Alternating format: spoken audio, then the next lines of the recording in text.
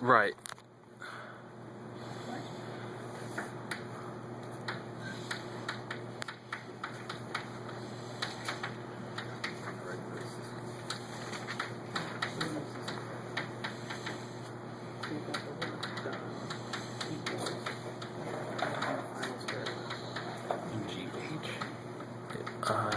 Yeah, I think so.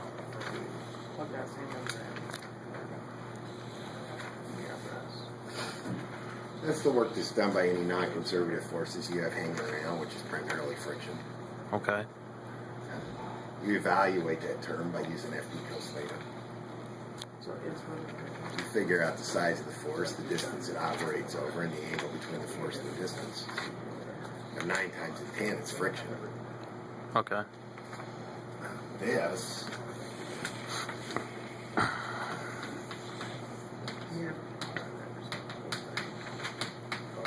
is just the change in kinetic energy right there. Okay. It's just whether you sped up or slowed down. This is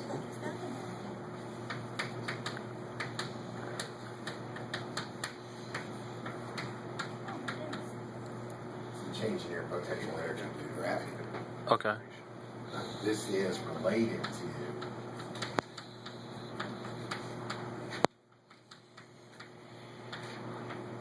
the work done by the wave force. It's the opposite of that, in fact. Okay. This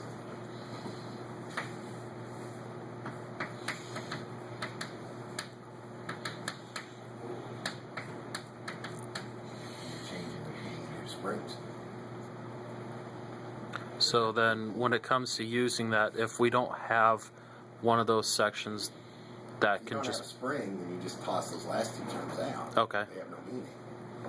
This depends only on what? the height. Like change. For this to be non-zero, you have to change height. If you don't change height, you don't use it. Okay. This depends only on what? Change in velocity Change in speed. or speed. If you don't speed up or slow down, then you don't need these. Okay. So if you start at 0 and finish at 0, then fine, you just use that.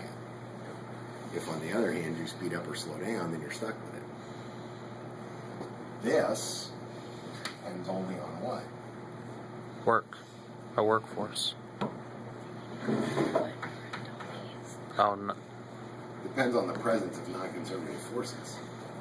If it's frictionless, you don't need that. It's going. Okay. That's the power of this thing. It lets you pick 2 points and just say, okay, what happens between those 2 points? And then look and see, well, do I even have any of those things around or not? Is there a change in height? Is there even a spring? Is there a change in speed? Is this thing frictionless? Is friction present? Whatever. So if you're solving that, just the first part using the velocity, say you're solving for velocity final,